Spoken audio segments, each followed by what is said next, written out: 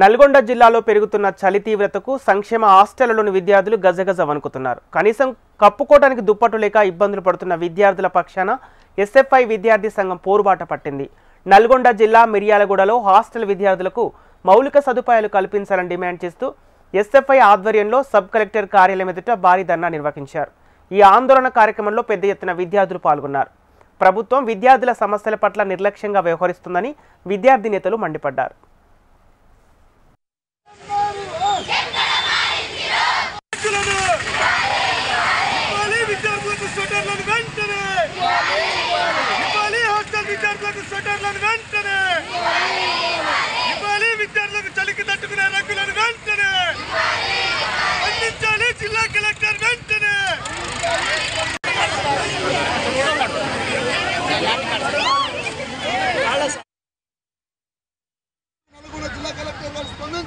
నల్గొండ జిల్లా వ్యాప్తంగా SC ST BC గురుకులాలు సంక్షేమ వసతి గృహాలు కేజీ గురుకులాల్లో మొత్తం కలిసి 43,000 మంది విద్యార్థులు విద్యను కొనసాగిస్తున్నారు.